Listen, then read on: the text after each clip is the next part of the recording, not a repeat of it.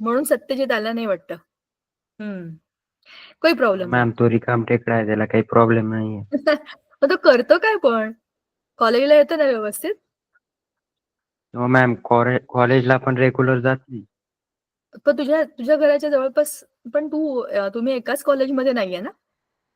No ma'am. अच्छा. येईल येईल, थोड्या वेळाने येईल तो. पण तो सगळ्याच लेक्चर्सला येत नाही का माझ्याच लेक्चरला येत नाही? तुमच्याच लेक्चरला. हा, केमिस्ट्री जडच आहे मला माहिती आहे. आम्ही पण जेव्हा कॉलेजमध्ये होतो तेव्हा असं आम्हाला खूप वाटायचं, अरे यार केमिस्ट्रीचं लेक्चर. पण ते आता समजायला लागलं की सगळ्यात सोपं केमिस्ट्रीच आहे. त्या फिजिक्स आणि मॅथ्सपेक्षा केमिस्ट्री खूप सोपं होतं. तेव्हा आम्ही पण घाबरायचो आणि केमिस्ट्रीचा अभ्यास करायला कसं येईल असं वाटायचं. पण त्यातल्या त्यात एकदा समजलं की केमिस्ट्री बऱ्यापैकी सोपं आहे. आणि मी प्रश्न विचारते ना, बाकीचे शिक्षक विचारतात का तुम्हाला प्रश्न? Yes ma'am. चांगली गोष्ट आहे. तुमच्या इतके तुम्ही नाही मॅम. मी खूप प्रश्न विचारते ना.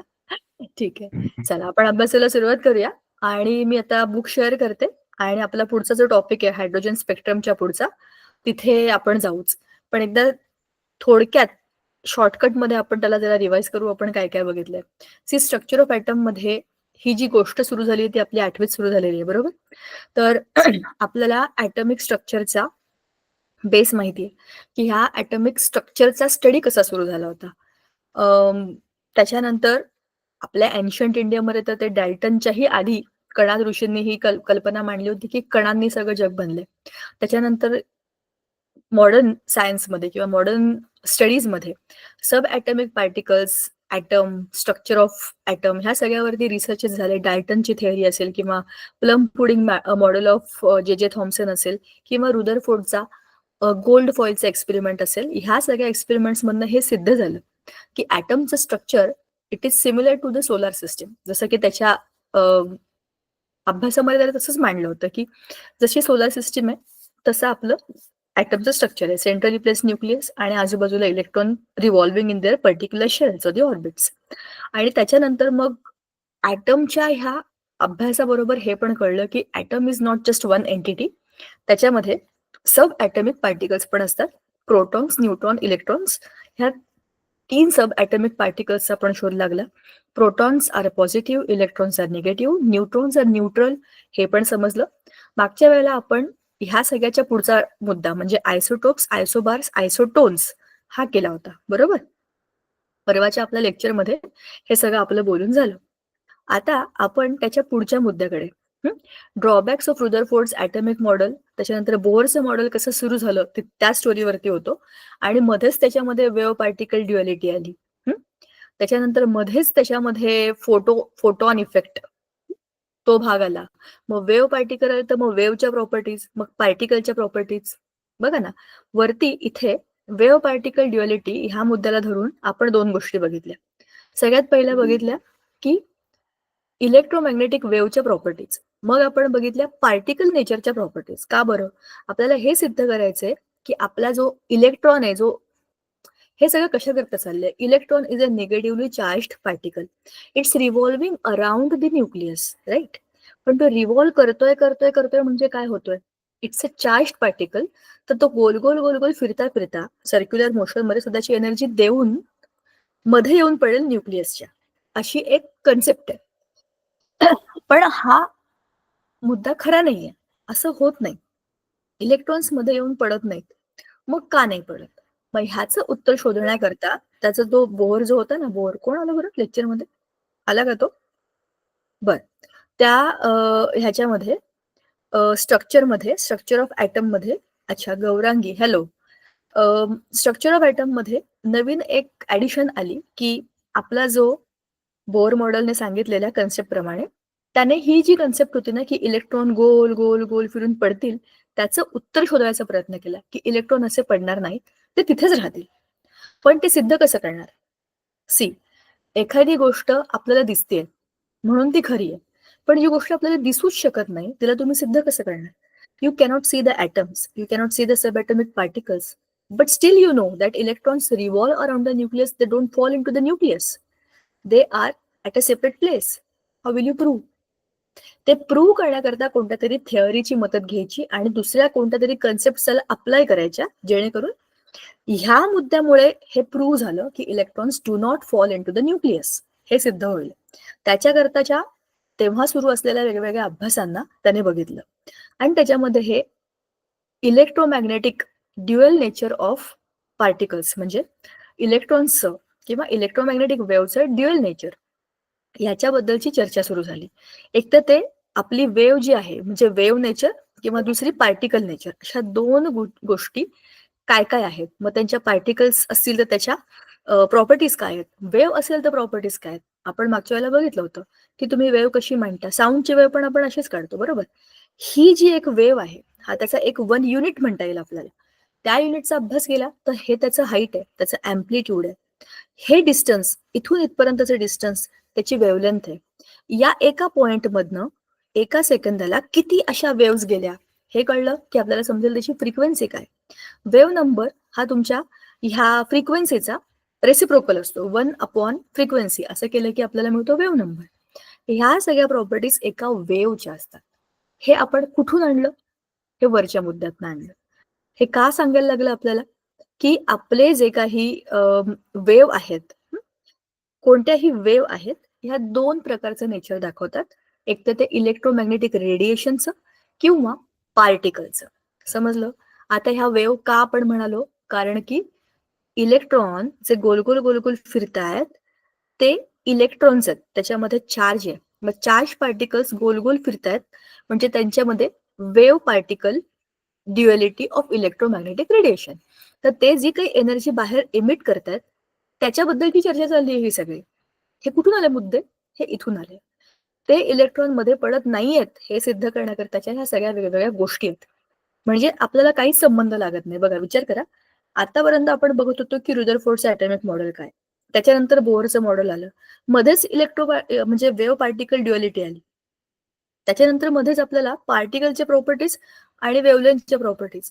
हे का आलं, कारण की हे एकमेकांना असं जोडलं गेलेलं आहे. ठीक आहे. आता क्वांटम मेकॅनिक्स म्हणजे किंवा क्वांटम केमिस्ट्री म्हणा, याच्यामध्ये आपल्याला हा मुद्दा बघता येतो की क्वांटम म्हणजे एक very very very small energy packets, बरोबर. तर according to this theory the energy of electromagnetic radiation depends upon the frequency and not the amplitude. Frequency, एका सेकंदाला एका पॉइंटमधनं किती वेव्ह जातात ती त्याची frequency. So Planck gave the name quantum to the smallest quantity of energy that can be emitted or absorbed in the form of electromagnetic radiation. Quantum तुम्हाला बऱ्याच ठिकाणी येईल. ठीक आहे. तर ह्याला स्मॉलेस्ट क्वांटिटी ऑफ एनर्जी, आपण एनर्जीची सगळ्यात छोटी क्वांटिटी. उदाहरणार्थ आपण जर आपल्या बॉडीची सगळ्यात छोटी क्वांटिटी कोणती बघितली तर तो आहे सेल, बरोबर.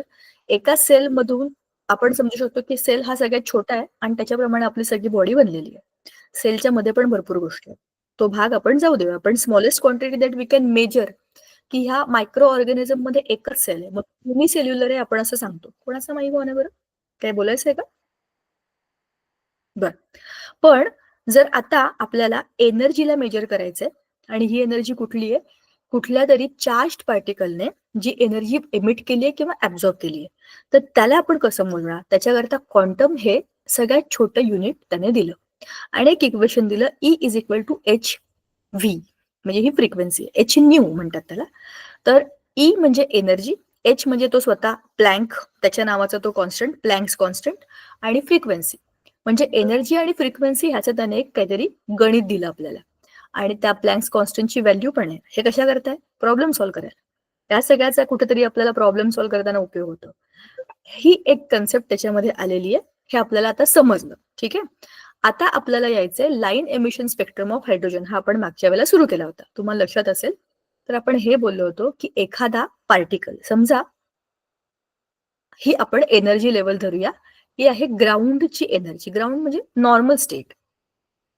ह्या ग्राउंड स्टेटमध्ये हा एक पार्टिकल आहे, निळ्या रंगाचा पार्टिकल इथे ठेवला आपण. आता ह्या पार्टिकलला मी दिली हीट, इकडे मी त्याला गरम केलं, त्याला हीट दिली. आता काय होईल, हा एक्साइट होईल की नाही, ह्याच्यामध्ये एनर्जी आली म्हणजे ह्याच्या स्वतःमध्ये काहीतरी एनर्जी होती, तो व्हायब्रेट करत होता, त्याच्या त्याच्या जागी रोड्या मारत होता, जे काय चाललं होतं थोडक्यात चाललं होतं.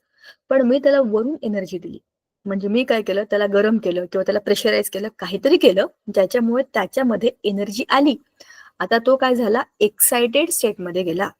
एक्साइटेड स्टेट म्हणजे काय, हाय एनर्जी स्टेट. आता इथे मी काढली दुसरी एक लेवल, ती आहे एक्साइटेड स्टेट. ठीक आहे, एक आहे ग्राउंड एनर्जी स्टेट आणि एक आहे एक्साइटेड स्टेट, किंवा याला म्हणतात ग्राउंड स्टेट. ग्राउंड एनर्जी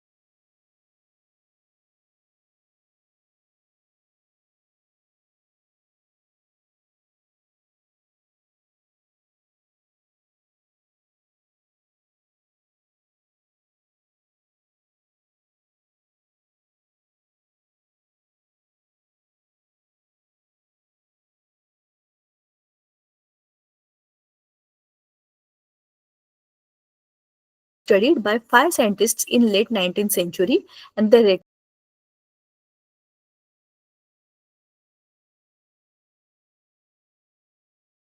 मी तुम्हाला त्या दिवशी पण सांगितलं होतं की आपल्या विजिबल डोळ्यांना विबगियोर म्हणजे व्हायलेट ते रेड असे 7 कलर्स आहेत. आपल्याला माहित आहेत ते विबगियोर 7 कलर्स. पण याच्या मागे अल्ट्राव्हायलेट आणि याच्या पुढे इन्फ्रारेड असे आणखीन 2 खूप मोठे भाग आहेत लाईटचे, जे आपल्या डोळ्यामध्ये येत नाहीत. आपण त्यांना रिकॉग्नाइज करू शकत नाही. आपल्या डोळ्यासमोर सूर्यप्रकाशामध्ये ज्या वस्तू आहेत त्याच आपल्याला दिसतात, पण त्याच्यामधले युव्ही रेडिएशन्स आपल्याला दिसत नाहीत. जे असले तरी आपल्याला माहित नाही. असेच इन्फ्रारेड रेडिएशन्स असतील तरी आपल्याला माहित नसतं, कारण आपल्या डोळ्यांची ती कॅपॅसिटीच नाही. But they are there. मग आता ह्या पूर्ण रेंजमध्ये, म्हणजे इथून इथपर्यंतच्या सगळ्या रेंजमध्ये 5 वेगवेगळ्या प्रकारच्या एमिशनच्या रिजन्स दिसते त्यांना, म्हणजे ग्रुप्स ऑफ लाईन्स असे दिसले. मग त्या 5 वेगवेगळ्या सायंटिस्टनी त्यांना शोधलं, म्हणून त्यांना त्यांची त्यांची नावं दिली. ठीक आहे. The spectra were not continuous and comprised of series of lines corresponding to different frequencies. वेगळ्या वेगळ्या फ्रिक्वेन्सीला वेगळे वेगळे ग्रुप दिसले, एका रांगेत दिसले नाही. म्हणजेच आता याचा अर्थ काय होत असेल बघा. याचा अर्थ मला तरी असं सरळ सरळ दिसतं की आपण ह्याला एक्साइट केलं आणि वर नेलं, पण तो वरून खाली त्यांना एका सरळ रांगेत नाही आला. थोडा इकडे आला, थोडा थांबला, परत गेला, परत थांबला, परत खाली आला, परत थांबला, असं करत करत 5 टप्प्यात तो खाली गेला. म्हणून तर इकडे काही लाईन्स मिळाले, इकडे काही मिळाले, इकडे काही मिळाले, इकडे. आणि हा पूर्णच्या पूर्ण जो रेंज आहे तो UV ते IR एवढ्या मोठ्या स्पेक्ट्रम मधला आहे, बरोबर ना. म्हणजेच त्याला एमिशन स्पेक्ट्रम मध्ये काय दिसलं, 5 वेगवेगळ्या गटामधले एमिटेड लाईन्स जे बाहेर पडल्या त्या दिसल्या. आता बघा काय, एमिशन स्पेक्ट्रम किंवा emission line spectrum of hydrogen 1, 2, 3 ह्या 3 सिरीज आपल्याला इथे दिसतात. Lines get closer and closer together and eventually reach the series limit. म्हणजे सुरू होतात, चिटकतात, सुरू होतात, चिटकतात, मध्ये परत स्पेस आहे, परत काही लाईन्स सुरू होतात आणि मग डार्क होतात, अशा त्या ग्रुपमध्ये आलेल्या आहेत. आता ह्यातली पहिली जी आहे ना ती पाश्चन सिरीज आहे, ती इन्फ्रारेड मध्ये इथे सुरू होते, इन्फ्रारेड.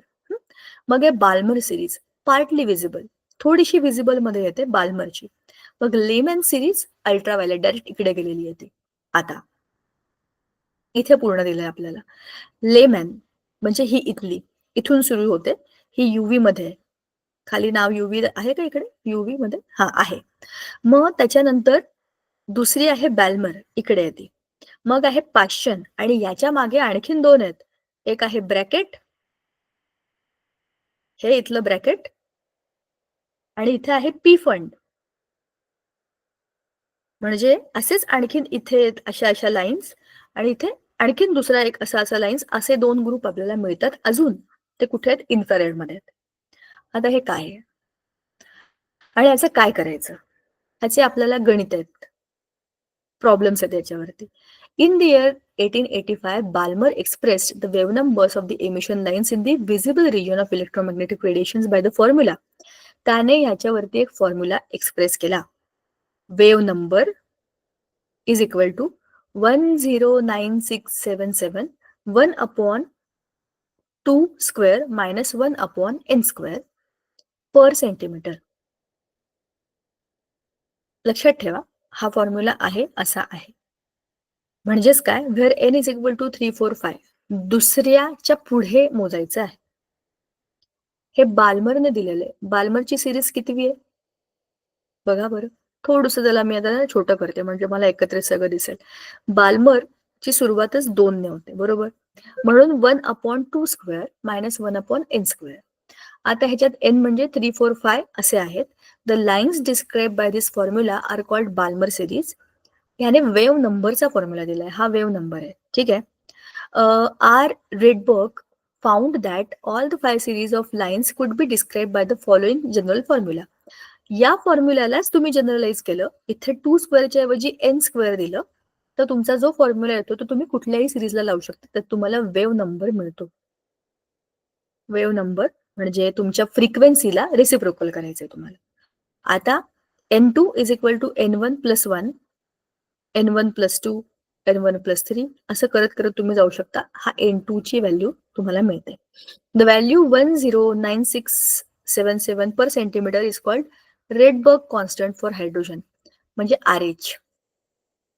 म्हणजे आता ह्याला तुम्ही कसं लिहिणार, RH 1/n1 square minus 1/n2 square. म्हणजे ही जी पूर्ण व्हॅल्यू आहे ह्याला तुम्ही RH लिहू शकता, ठीक आहे. Table 4.5 shows the distinctive features of these 5 series. बघा मुलांनो, सगळ्याच्या सगळं एका फटक्यात नाही समजणार आपल्याला. जे आहे जितकं सोपं आहे तितकं आधी समजून घ्या. काही मॅथमॅटिकल फॉर्म्युला आपल्याला पुन्हा पुन्हा बघायला लागणार आहेत. इथपर्यंत आला हायड्रोजनचा एमिशन स्पेक्ट्रम. आता पुढे, इथून पुढे आपली नॉर्मल स्टोरी सुरू होते. इथपर्यंत खूप गोष्टीमध्ये मध्ये मध्ये व्यत्यय आले, म्हणजे ऍडिशनल गोष्टी आल्या. व्यत्यय म्हणजे सरळ गोष्ट नाही, त्याच्या मध्ये मध्ये मध्ये बरेच कॅरेक्टर आले. आता आपल्या गोष्टीमध्ये इलेक्ट्रॉनिक स्ट्रक्चरमध्ये इलेक्ट्रॉन्स मध्ये पडत नाहीत, इथून गोष्ट सुरू झाली होती. त्याच्यामध्ये वेव्ह पार्टिकल ड्युअलिटी आली, त्याच्यानंतर पार्टिकलचे प्रॉपर्टीज, वेव्हच्या प्रॉपर्टीज, आणि मग हे एमिशन स्पेक्ट्रम ऑफ हायड्रोजन, त्याच्यातल्या 5 वेगवेगळ्या या सिरीज आणि त्याचा एक फॉर्म्युला, हे सगळं वाढीव आलं. आता पुन्हा आपली concept Bohr's model of for hydrogen atom. आता त्याने पण त्या हायड्रोजन ॲटमचा अभ्यास केला, कारण की आपल्याला इलेक्ट्रॉनचं structure शोधायचंय. So Niels Bohr in 1913 put forth his postulates about the atomic model for hydrogen. While doing so, he wave particle duality of electromagnetic radiation and the emission spectrum of hydrogen. बघा, आपल्या Niels borne ह्या 3ही गोष्टींचा वापर केला, म्हणून आपल्याला त्या गोष्टी दिलेल्या आहेत. क्वांटम थिअरी वापरली, वेव्ह पार्टिकल ड्युएलिटी वापरली, रेडिएशन ची ती जी काही आहे ती, आणि नंतर एमिशन स्पेक्ट्रम काय आहे आपण आता बघितलं. हे सगळं त्याने वापरलं आणि मग स्वतःचे पॉस्च्युलेट्स एकाच वेळेला बघा. समजा आता आपण आपल्या 2025 मध्ये आहोत. आपल्या देशामध्ये काही शोध सुरू आहेत. आपण आपले स्वतःचे AI जनरेटेड कार बनवतोय. तुम्हाला माहिती आहे ना, कशी एक मस्त कार आलेली आहे. त्याच्यात तुम्ही त्याला जर विचारलं की जसं की आपल्याकडे आपण ते म्हणतो काय बरं त्याचं नाव आहे, ते व्हॉइस जनरेटेड असतं ना AI वालं, Alexa का असं काहीतरी आहे. तसं तिचं नाव आहे कारा. कारा, मला माझ्या मुलाला शाळेत सोडायचंय, तर आपल्याकडे किती पेट्रोल आहे कारमध्ये? आपण किती किलोमीटर जाऊ शकतो? असं विचारलं की ती बरोबर कॅल्क्युलेट करते. एवढ्या-एवढ्या अंतरावर पेट्रोल पंप आहे. तुम्ही तिथपर्यंत जाऊ शकता. पण तुम्हाला गाडी स्लो न्यावी लागेल, कारण शाळा इतक्या किलोमीटरवरती आहे. एवढा विचार करून AI जनरेटेड इंटेलिजंट कार्स आपल्याकडे मार्केटमध्ये आलेल्या आहेत ऑलरेडी. आलेल्या आहेत आणि ह्या आपण बनवलेल्या आहेत. आपण स्वतःची क्षेपणास्त्र स्वतः बनवतोय. हे आपल्या देशात चाललंय, बरोबर? आपली डेव्हलपमेंट, आपल्या रिसर्चेस आपल्याला सध्या माहिती आहेत. पण सायमल्टेनियसली इतर देशांमध्ये पण खूप गोष्टी सुरू आहेत, बरोबर? आता समजा तुम्हाला एक रिसर्च करायचा आहे. कशावर रिसर्च करायचा आहे? केमिस्ट्रीचा रिसर्च घ्या समजा. तुम्हाला एखाद्या अशा एलिमेंट बद्दल रिसर्च करायचा आहे, ज्याच्याबद्दल फारशी माहिती नाही. त्याचा अभ्यास करता करता तुम्हाला काही मदत पाहिजे असेल, तर तुम्ही आजूबाजूच्या देशांमध्ये तुमच्या विषयाशी संदर्भात काय रिसर्चेस सुरू आहेत बघाल की नाही? सेम तसंच चाललं होतं. नील्स बोर त्याच्या प्रॉब्लेमचं सोल्युशन शोधत होता, की कसं काय आपण ॲटॉमिक स्ट्रक्चरमध्ये हे सिद्ध करायचं, की इलेक्ट्रॉन मध्ये जाऊन पडत नाहीत. काहीतरी सॉलिड प्रूफ पाहिजे. आपण मगाशी म्हणालो तसं. मग ते सॉलिड प्रूफ मिळेल कुठे? आजूबाजूला काय अशा गोष्टी आहेत, ज्या आपल्या अभ्यासाला पूरक आहेत? ह्या 3 गोष्टी त्याला सापडल्या. आता त्याने त्याचा कसा वापर केला ते बघा. Bohr's model of hydrogen atom is based on the following postulates. त्याने स्वतःचे काही सिद्धांत मांडले त्याच्यावर. The electron in the hydrogen atom can move around the nucleus in one of the many possible circular paths of fixed radius and energy. The most important statement of all. Electron in the hydrogen atom can move around the nucleus in one of the many possible circular paths of fixed radius and energy. ह्याचा अर्थ असा होतो, हे तुमचं nucleus आहे. ह्याच्या भोवतीचे हे जे पाथ्स आहेत ना, ज्यांना आपण ऑर्बिट्स म्हणतो किंवा आपण शेल्स म्हणतो, हे जे काही शेल्स आहेत ना, हे काय आहेत त्याने त्याला डिफाईन केलंय बरं का. हा तुमचा सेंटर. भले ते खूप चांगलं सर्कल दिसत नाही, पण सध्यापुरतं समजून घ्या. हे प्रत्येक शेलचं रेडियस फिक्स आहे. एनर्जी फिक्स आहे, जागा फिक्स आहे.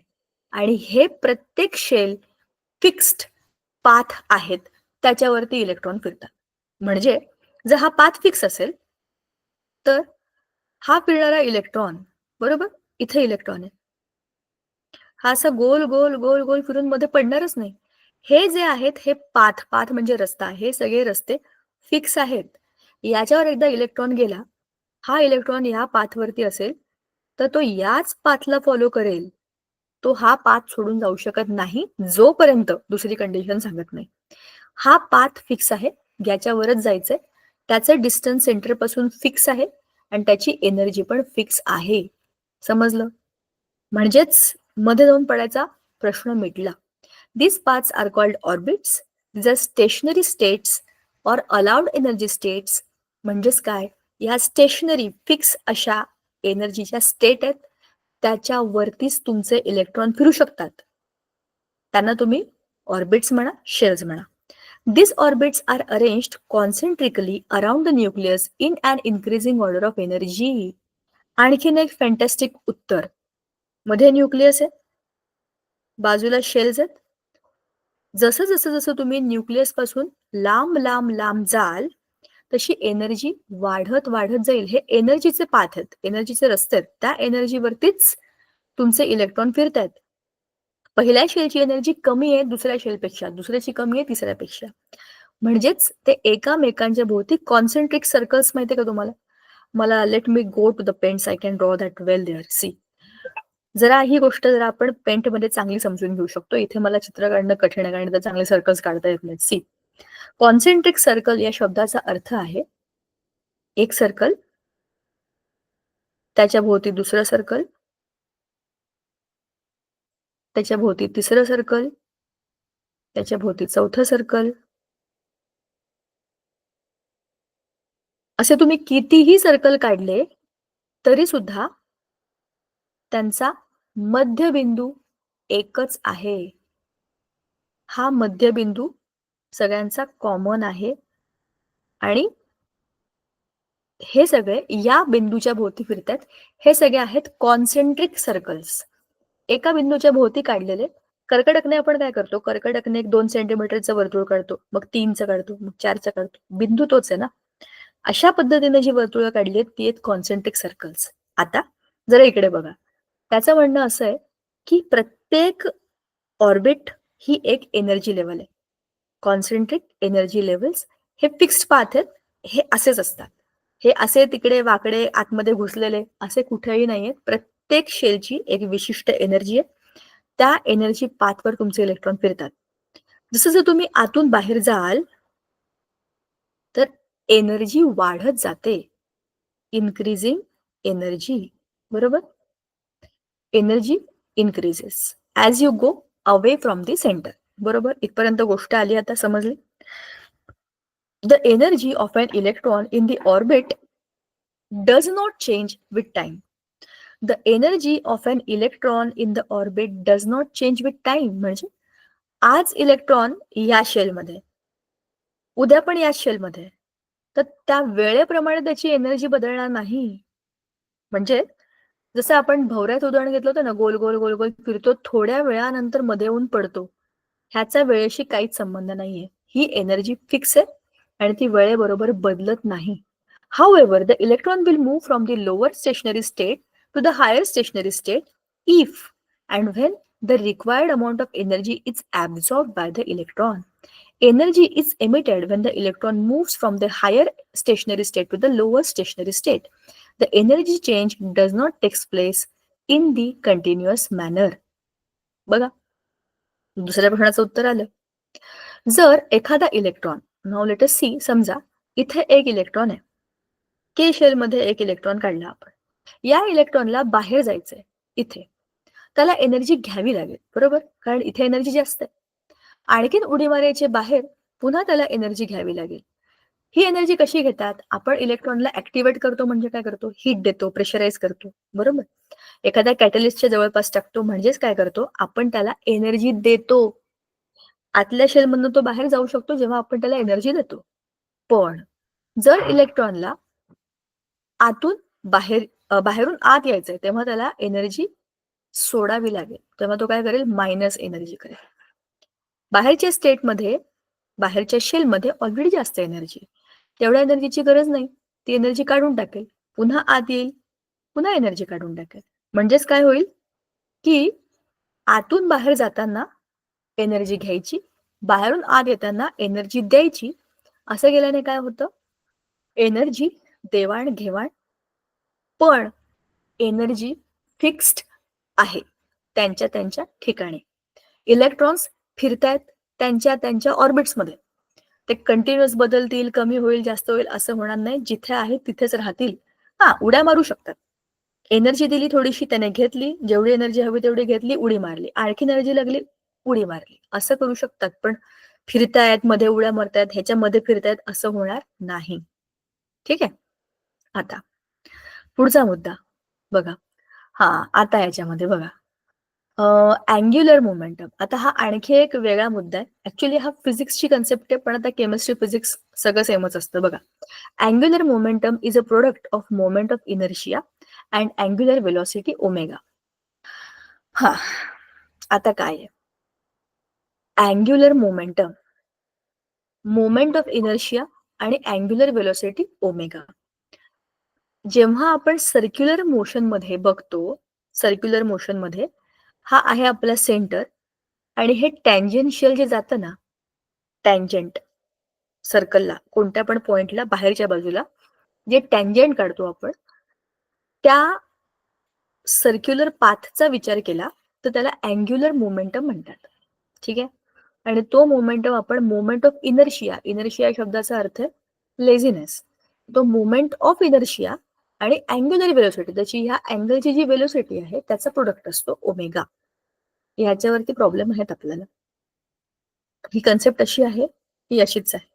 The frequency of radiation absorbed or emitted when transition occurs between two stationary states that differ in energy by delta E is given by the following expression.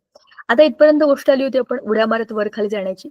आता त्याला काय म्हटलंय बघा, frequency of radiation absorbed or emitted when transition occurs between two stationary states that differ in energy by delta E is given by following expression. Delta E upon H, तो Planck constant वरचा, is equal to E2 minus E1 upon H. हे कुठून आलं? हा frequency वरती ते बोहरचं ते आपण बघितलं होतं ना, हायड्रोजनचा स्पेक्ट्रम बघितला होता आपण, त्याच्यामध्ये एच आला होता, तो प्लँक्स कॉन्स्टंट हाच आहे. डेल्टा ई म्हणजे एनर्जी मधला डिफरन्स, दुसऱ्या शेल मधला मायनस पहिल्या शेल मधला, हा जो काही एनर्जी डिफरन्स आहे भागिले तो एचचा प्लँकचा कॉन्स्टंट जो आहे तो. ह्यांचं जे काही उत्तर येईल that will be your frequency. हे एक्सप्रेशन त्याने दिलं आणि त्याला म्हणतात बोर्स फ्रिक्वेन्सी रूल. लक्षात ठेवायला लागणार आहे आपल्याला. सगळ्या गोष्टी थिओरॉटिकली लिंक मध्ये नाही आहेत, काही काही गोष्टीमध्ये मॅथ्स पण आहे. आता the angular momentum of an electron in the given stationary state can be expressed as MVR. हे MVR कुठून आलं? फ्रिक्वेन्सीचा वरती फॉर्म्युला आहे बघा इथे, MVR अँग्युलर मोमेंटम. ठीक आहे. आता MVR is equal to N into H upon 2π, where N is equal to 1 2 3. तुमचे ते शेलचे नंबर आहेत ते. H upon 2π, H Planck constant, 2 म्हणजे 2 हा कॉन्स्टंट आणि पाय म्हणजे ही पूर्णच्या पूर्ण टर्मच कॉन्स्टंट आहे आणि N बदलत राहतो. MVR मध्ये मास बदलतो, फ्रिक्वेन्सी बदलते, रेडियस बदलते. यांच्यापैकी काहीही जर माहित नसेल तर ते आपल्याला काढता येतं. ठीक आहे. Thus, an electron can move only in those orbits for which its angular momentum is integral multiple of h upon 2π. म्हणजे कुठल्याही शेलमध्ये इलेक्ट्रॉन उडी मारणार नाहीये, त्याच शेलमध्ये मारेल जिकडे h अपॉन 2π चे मल्टिपल आहेत. h अपॉन 2π चे मल्टिपल म्हणजे पहिला, दुसरा, तिसरा, चौथा, अशा क्रमाने जे जातील त्याच क्रमाने त्याच्यामध्ये तो उडी मारू शकेल. Thus, only certain fixed orbits are allowed here. काहीच विशिष्ट शेल्स मध्ये इलेक्ट्रॉन्स वर खाली उड्या मारू शकतात. समजलं का? इतकं सोपं नाहीये ते इलेक्ट्रॉन होणं. आपल्याला वाटलं तर आपण हॉलमधून किचनमध्ये, किचनमधून शाळेमध्ये, शाळेमधून मित्राकडे, तिथून कदाचित वडापाववाल्याकडे कुठेही फिरू शकतो. इलेक्ट्रॉनला मात्र किती लिमिटेशन्स आहेत. काहीच कक्षांमध्ये फिरायचं, असंच फिरायचं, तसंच फिरायचं, फार फार काम आहे त्याला. Results of Bohr's theory. Bohr's theory is used to derive the energies of orbits, that is the stationary states in the hydrogen atom. The results of Bohr's theory for hydrogen atom are summarized here. पहिलं, the stationary states for electron are numbered. N is equal to 1 2 3 वगैरे वगैरे. ह्या शेल्सना number देण्याचं काम त्याने केलं, कारण की त्या विशिष्ट जागा आहेत, रस्ते आहेत, पाथ आहेत, त्या फिक्स्ड आहेत. त्यांना नंबर देण्याचं काम त्याने केलं 1 2 3 आणि त्यांना नाव आहे principal quantum number. Principal quantum number त्या ऑर्बिटचा नंबर आहे. लक्षात ठेवा, ह्याच्यावर पुढे आता तुम्हाला भरपूर सारे प्रिन्सिपल क्वांटम नंबरचे आणखीन भाग येणार आहेत. प्रिन्सिपल क्वांटम नंबर म्हणजे N इज इक्वल टू 1 2 3 एवढं लक्षात ठेवा. त्याची बरीच पिल्लं नंतर तुम्हाला भेटतील. The radii of the stationary states are Rn is equal to n square upon A0, where A0 is 52.9 picometer. Thus, the radius of the first stationary state, called the Bohr's radius, is 52.9 picometer. त्याने ह्या equation मधनं पहिल्या जे stationery state आहे किंवा पहिली जी shell आहे त्याची रेडियस काढली, ती आहे 52.9 पिकोमीटर. सोपं ना? The most important property associated with the electron is the energy of its stationary state. It is given by the expression. आता एनर्जी देण्याकरताचं त्याचं जे इक्वेशन आहे that is equal to minus RH 1 upon n square, where n is equal to 1 2 3. हा n म्हणजे काय? Shell number आहे. आता प्रिन्सिपल क्वांटम नंबर. RH म्हणजे तो फॅक्टर, तो फिक्स्ड असतो, कॉन्स्टंट असतो. RH is the Rydberg constant for hydrogen and it's value in joules is 2.18 into 10 raised to -18 joule. The lowest energy state is called the ground state. Energy of the ground I 1 upon I square state is, म्हणजे पहिली ground स्टेटचीच काय energy आहे ती किती आलेली आहे आपली -28 into 10 raised to -18 joule. Energy of the stationary state corresponding to n is equal to 2. दुसऱ्या शेलची एनर्जी आता किती आली बघा, पहिल्याची -28 होती, दुसऱ्याची -0.545 into 10 raised to -8 जूल. आता मायनस का? What does the negative sign of electron energy convey? A free electron at rest is an electron that is at infinity from the nucleus and does not experience any electrostatic force of attraction towards the nucleus, and therefore it is assigned energy value of 0. एखादा free electron असा electron जो कोणत्याच न्यूक्लियसच्या जवळ नाहीये, असाच इकडे तिकडे फिरतोय. It is at infinity from the nucleus, म्हणजे तो कुठल्याही न्यूक्लियसच्या जवळ जर नसेल तर त्याला कुठलाच फोर्स नाहीये, तो त्याला अट्रॅक्ट करेल. बरोबर. निगेटिव्हच्या जवळपास कुठे काही पॉझिटिव्ह असेल तर त्याला ते खेचून घेईल की नाही. पण एखादं फ्री इलेक्ट्रॉन, सुखी इलेक्ट्रॉन, त्याच्या आयुष्यामध्ये काही ताणच नाहीये, कोणी त्याला खेचायला नाहीये त्याच्याकडे, there is no attractive force. मग त्याची एनर्जी आपण 0 म्हणतो. 0. The negative sign means that the energy of the electron in the atom is lower than the energy of the free electron at rest. ह्या इलेक्ट्रॉनची जी काही एनर्जी आहे त्याच्यापेक्षा ह्या ॲटम मध्ये, कुठल्याही ॲटम मधल्या इलेक्ट्रॉनची एनर्जी ही कमी आहे, म्हणून त्याला मायनस मध्ये दाखवतात. It is lesser than the free electron. Mathematically, this corresponds to setting n equal to infinity in the equation so that E infinity is equal to 0. As the electron gets close to the nucleus n, decreases En becomes large in absolute value and more negative.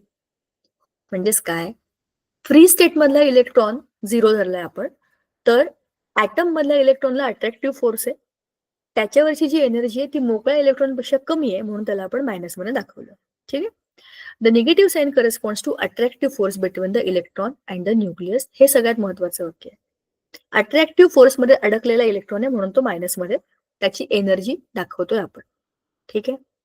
Energy of the stationary state corresponding to 2, दुसऱ्या shell मधल्या इलेक्ट्रॉनची जी काही energy ती ही किती आहे -0.545 into 10 raised to -18 joule. The Bohr's theory is applicable to hydrogen atom and hydrogen-like species which contain only one extra nuclear electron. म्हणजे छोट्या छोट्या ॲटम्स मध्ये जिकडे एक इलेक्ट्रॉन आहे, छोटा ॲटम आहे, रेडियस कमी आहे, अशा ठिकाणी ही थिअरी ऍप्लिकेबल आहे. आता how many electrons are present in 2H1, He2 and He+, which of these are hydrogen like species? आता आपल्याला प्रश्न विचारलेला आहे. हायड्रोजन लाईक स्पीसीज म्हणजे कोणत्या कोणत्या आपल्याला वरती दिलंय ना. हायड्रोजन लाईक स्पीसीज मध्ये बोरची थेअरी ऍप्लिकेबल आहे. मग कोण येते हायड्रोजन लाईक स्पीसीज शोधून काढायला लागेल. 2H1 नंबर ऑफ प्रोटॉन किती आहे 1, इलेक्ट्रॉन किती 1, नंबर ऑफ प्रोटॉन किती 2, कशामध्ये याच्यामध्ये. आता दुसरं He2 नंबर ऑफ प्रोटॉन किती आहेत 2, इलेक्ट्रॉन 2, आणि number of electron in He -1 म्हणजे ते He मधला नंबर ऑफ इलेक्ट्रॉन किती आहेत 1 आहे. Number of electron in He+ एकच, बरोबर ना. 2 - 1. Thus 2H1 and He+ are hydrogen like species. Hydrogen मध्ये काय पाहिजे आपल्याला, हायड्रोजन 1 आणि 1, बरोबर ना. एक इलेक्ट्रॉन पाहिजे, बरोबर. तो हेलियम मध्ये आहे ना, बरोबर की नाही. He2+ हेलियम मध्ये, हेलियमचा ऍटॉमिक मास नंबर आहे 4, 4He2, बरोबर. ह्याच्यामध्ये आपण त्याला एक पॉझिटिव्ह चार्ज दिला म्हणजे काय केलं, एक इलेक्ट्रॉन कमी केला. मग ह्या दोनाचं किती होईल 1. एक इलेक्ट्रॉन आहे म्हणजे it is similar two hydrogen, बरोबर की नाही. आलं की नाही. 2H1 मध्ये एक इलेक्ट्रॉन आहेच आहे इथे. हायड्रोजन लाईक म्हणजे काय? ज्यांचा ॲटॉमिक नंबर 1 आहे. मग याचा ॲटॉमिक नंबर 1 झाला आणि याचा ॲटॉमिक नंबर 1 दिसतोच आहे. मग ह्या 2 आहेत त्याच्या सिमिलरच्या स्पेसिस. 2He नाहीये. कारण की त्याच्यामध्ये 2 इलेक्ट्रॉन आहेत. आपल्याला एकच पाहिजे. ठीक आहे? आता पुढचं.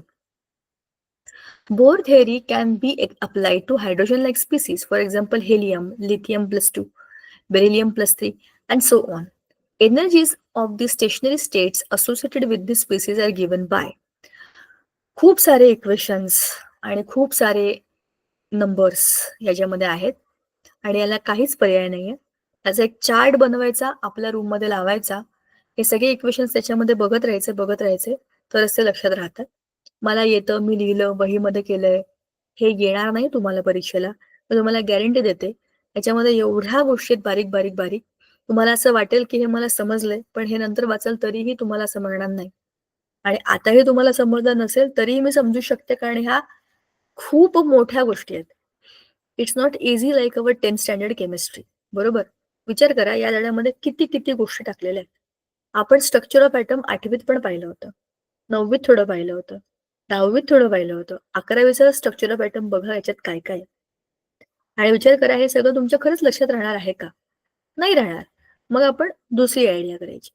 एकदा बघून, एकदा वाचून, एकदा लिहून हे येणारच नाही आपल्याला. ह्या सगळ्या नव्या कन्सेप्ट आहेत आणि ह्या कन्सेप्ट एकदा कळल्या की पुढचं सगळं सोपं आहे. 11वीची केमिस्ट्री 12वीपेक्षा कठीण आहे, कारण या सगळ्या गोष्टी सुरू झाल्या आहेत. मग याच्याकरता आपणच ट्रिक करायची. असे सगळे जे इक्वेशन आहेत त्याची एक ओळ लिहायची, कशाबद्दलचं इक्वेशन, त्याच्या पुढे ते इक्वेशन, एक असा मोठा चार्ट पेपर बनवायचा, आपल्या खोलीत लावून टाकायचा. जिथे आपण अभ्यास करतो, जिथे आपण जास्तीत जास्त वेळ असतो तिथे हे लावायचं, जेणेकरून सारखं डोळ्यासमोरून ते जाईल. केमिस्ट्री हे खरंच कठीण आहे आणि त्याच्यामुळे तुम्हाला त्याचा अभ्यास करताना दुसऱ्या काही सोप्या पद्धती मिळतायत का लक्षात ठेवायच्या हे बघावं लागणार आहे. सगळे धडे यातले थिअरी नाही आहेत. थिअरीमध्ये पण काही कठीण गोष्टी आहेत. जसं की हा धडा ऍक्च्युली थिअरी आहे. पण याच्यामध्ये थिअरी नुसती सोपी आहे का मला सांगा बरं? नाही. Bohr's theory can be applied to hydrogen-like species. आता energies of the stationary state associated with this species are given. कशा दिल्या आहेत त्या? En is equal to -2.8 into 10⁻18 z square upon n square joule. हे इक्वेशन आहे. आता and रेडियाय by the expression, त्याचं radius पण दिलेलं आहे त्याने 52.9 n square upon z, where z is the atomic number. From the above expression, it can be seen that the energy decreases, म्हणजे becomes more negative, and radius becomes smaller as the value of z increases. म्हणजे आता बघा, आपण याचं logical connection बघूया. Mathematical expressions जरा बाजूला राहू देऊया. ॲटॉमिक नंबर, जसा ॲटॉमिक नंबर वाढतो, म्हणजे पिरियॉडिक टेबलमध्ये जसं आपण डावीकडून उजवीकडे जातो, ॲटॉमिक नंबर वाढतो ना. हायड्रोजनपेक्षा हेलियम वाढलाय, लिथियम, बेरिलियम, बोरॉन हे एका रांगेत वाढत गेलेले. म्हणजेच काय, ह्याच्यामध्ये ॲटॉमिक नंबर वाढला म्हणजेच काय झालं, एनर्जी डिक्रीजेस म्हणजे becomes more negative and the radius becomes smaller. आपण तुम्हाला आठवत आहे का, पिरियॉडिक टेबलच्या धड्यामध्ये बघितलं होतं, डावीकडून उजवीकडे जाताना अणूची त्रिज्या कमी होत जाते, त्याची साईज कमी होत जाते. हे आपण ऑलरेडी 10वीच्या धड्यामध्ये पाहिलं होतं, पण त्याचं कारण हे आहे आता दिलेलं आहे की काय होतं त्याच्यामध्ये, का निगेटिव्ह होतं, रेडियस बिकम स्मॉलर, आणखी एनर्जी तुमची कमी होते. एनर्जी कमी होते, रेडियस कमी होते आणि तुमचा ॲटम श्रिंक होतो. Velocities of electrons can also be calculated from the Bohr's theory. आता तुम्हाला वेलोसिटी पण इलेक्ट्रॉनची काढता येईल. वेलोसिटी म्हणजे rate of change of displacement. So qualitatively, it is found that the magnitude of velocity of an electron increases with increase of z and decreases with increase in the principal quantum number. बघा, qualitatively, it is found that magnitude of velocity of an electron increases with increase of z. z म्हणजे z. जसा आपला atomic number वाढतोय, आपल्या इलेक्ट्रॉनची velocity पण वाढेल आणि decreases with the increase in the principal quantum number. म्हणजे 2, 3, 4 अशा नंबरच्या आपल्या शेल आहेत. समजा हे न्यूक्लियस आहे, तर ह्या 2 नंबरच्या शेलमध्ये 3 नंबरच्या शेलमध्ये, 4 नंबरच्या शेलमध्ये आता काय आहे, qualitatively it is found that the magnitude of the velocity of an electron increases. Velocity वाढली इकडे इकडे पुढे जाताना विथ इन्क्रीज ऑफ झी, जसं जसं आपला ॲटॉमिक नंबर वाढला ती वाढेल, and decreases with increase in the principal quantum number. म्हणजे 2 पेक्षा 3 ची कमी, 3 पेक्षा 4 ची कमी, अशी ती कमी होत जाते. ठीक आहे, असा याचा अर्थ होतो. ठीक आहे, पुढे आपल्याला एक प्रॉब्लेम दिलाय. Calculate the radius and energy associated with the first orbit of helium plus. Helium plus is hydrogen-like species having the nuclear charge Z is equal to 2, and for the first orbit N is equal to 1. So radius of the first orbit of helium plus is equal to R1, 52.9 N square. N ची value 1 आहे पहिल्या शेलमध्ये. मग आता 52.9 upon 2, कारण Z म्हणजे काय, atomic number. हेलियमचा atomic number 2 आहे. आता हे कसं काढणार, हे सगळं खरं सोपं आहे बघा. हा फॉर्म्युला सोपा आहे रेडियसचा. 52.9 into N square upon Z. Atomic number आपल्याला माहिती असतो, जो कोणता आपल्याला दिलेला असेल तो. मोस्टली हायड्रोजनला एक म्हणजे त्याचा ॲटॉमिक नंबर 1, 2, 3 असाच असणार, बरोबर. आता ह्याचे कॅल्क्युलेशन करून आपल्याला एनर्जी मिळते -8.72 इंटू 10⁻⁻18 जूल. ठीक आहे, म्हणजेच काय झालं, हेलियम प्लसची आपण काय काढली, रेडियस अँड एनर्जी. ही होती एनर्जी. ठीक आहे, आणि ही रेडियस, बरोबर. आता explanation of the line spectrum of hydrogen using bore theory. आता त्याने हायड्रोजनचा जो काही लाईन स्पेक्ट्रम काढला होता त्याचं त्याने एक्सप्लेनेशन दिलेलं आहे. The line emission spectrum obtained from atomic hydrogen can be explained quantitatively using Bohr theory. According to second postulate of Bohr theory, radiation is emitted when electron moves from an outer orbit of the higher principal quantum number Ni to an inner orbit of lower principal quantum number Nf. म्हणजे तुम्हाला बाहेरच्या principal quantum number मधून आतमध्ये जेव्हा याल तेव्हा energy emit होणार आहे, म्हणजे रेडिएशन एमिट होणार आहे. The energy difference delta E between the initial and the final orbit of the electronic transition corresponds to the energy of the emitted radiation. From the third postulate of Bohr theory, delta E can be expressed as. आता delta E म्हणजे काय, बाहेर मधून आतमध्ये आलेल्या jump मारताना केलेली जी energy emission आहे ती. मग E I minus E F असं जर केलं, त्याचं नाव ई आय दिलं आणि मायनस ई एफ आतला orbit. According to result derived from the Bohr theory, the energy E of an orbit is related to the principal quantum number N. हे equation तुम्हाला आठवत आहे का, हे वरती आलं होतं आपल्याला. आणि हे आठवत आहे का, हे त्या वरच्या लीमन सिरीज बिरीज दिली आहे ना त्याच्यामधलं आहे. त्याने आता हायड्रोजन स्पेक्ट्रम मधल्या गोष्टी घेतल्या आणि स्वतःचं इक्वेशन बनवलं. तुम्हाला या नील्स बोरचा राग येतोय का, कशाला एवढं कॉम्प्लिकेट करून ठेवलंय. पण त्याने त्याच्या गोष्टी मॅथमॅटिकली प्रूव्ह केल्या. हे ऑलरेडी डिराईव्ह केलेले इक्वेशन होते, त्याने ते घेतले आणि स्वतःच्या गोष्टी टाकल्या. Electronics transition in the hydrogen spectrum हे सगळ्यात चांगलं चित्र याच्यातलं बघा. N1, N2, N3, N4, N5, N6, N7 या 7 एनर्जी लेवल्स आहेत. हे सगळ्यात सोपं, सगळ्यात चांगलं आणि रिफ्रेशिंग आहे. बाकी सगळं आपण आता आज काहीच नाही करायचं. पुढच्या 3 मिनिटांमध्ये आपण हेच डिस्कस करू. N1 म्हणजे पहिली शेल, N2 म्हणजे दुसरी शेल, N3 तिसरी, चौथी, पाचवी, सहावी, सातवी. हायड्रोजनच्या ॲटम मध्ये पहिल्या पासून 7 पर्यंत अशा एनर्जी लेवल आहेत, ह्या त्याच्या शेल आहेत, समजून घ्या. आता जेव्हा या हायड्रोजनला एक्साइट केलं आणि खाली सोडलं तेव्हा काय झालं, त्याने पहिल्या म्हणजे इथून या N7 पासून, N7च्या एका लाईन पासून खालीपर्यंत आणि मग असं असं असं करत ही लीमॅन सिरीज दिली. दुसरी आहे बाल्मर सिरीज. बघा कुठून सुरू झाली, N7 पासून N2 पर्यंत गेली. मग तिसरी N7 पासून N3 पर्यंत गेली, पाश्चन. मग आहे ब्रॅकेट, N7 पासून N4 पर्यंत गेली. मग N7 पासून N5 पर्यंत गेली.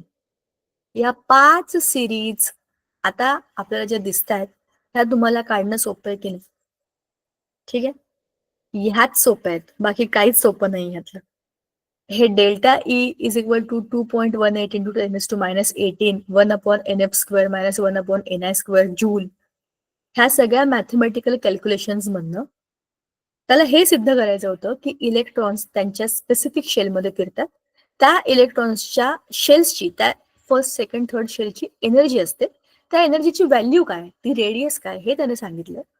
आपल्यासाठी हे डायजेस्ट करायला कठीण का आहे? कारण की त्याच्यामध्ये खूप मॅथमॅटिकल एक्सप्रेशन्स आहेत आणि कशाचा संबंध कशाशी आपल्याला माहिती नाही. म्हणजे 1/nf² मायनस 1/ni² हे जनरल फॉर्म्युला झाले, पण हे असे रेसिप्रोकल का घेतले, हाच कॉन्स्टंट का घेतला, ह्याच्याबद्दल आपल्याला आता काही माहिती दिलेली नाहीये. जी माहिती आहे ती अर्धवट माहिती आहे, कारण हीच माहिती एवढी आहे की सगळी माहिती द्यायला गेले तर ॲटॉमिक स्ट्रक्चर हाच तुमचा एक पेपर होईल 11वीचा. सो त्याच्यामुळे त्या भानगडीत आपण आता नाहीये, आपल्याला सगळ्याची सुरुवात करून दिलेली आहे. जेवढं शक्य तेवढं डोक्यामध्ये फीड करा, बाकी सगळं हळूहळू समजेल. आत्ताशी 11वीची सुरुवात झालेली आहे ना, हे असे धडे एकदा समजले की बाकीचे सोपे धडे इझिली येतात. जसं मी तुम्हाला म्हटलं, ह्या सगळ्या मॅथमॅटिकल इक्वेशन्सना लिहायचं, त्याचा टेबल बनवायचा आणि लक्षात ठेवायचा, दुसरा ऑप्शन नाही. मी समजू शकते आज तुमच्या मेंदूला भरपूर खाद्य मिळालं असेल, आपण काय काय बोललो, काय काय समजलं, पण ठीक आहे, प्रयत्न करूया आपण पुन्हा एकदा हे पुढच्या वेळेला आणखीन सोपं करून सांगण्याचा मी प्रयत्न करते. But I can't help it, काही कन्सेप्ट जशा आहेत तशाच आहेत. आजच्या दिवशी थांबू आपण इथे, पुढच्या वेळेला भेटू आणि याचा पुढचा टप्पा करू. Thank you Prathamesh, thank you thank you ma'am. Bye ma'am.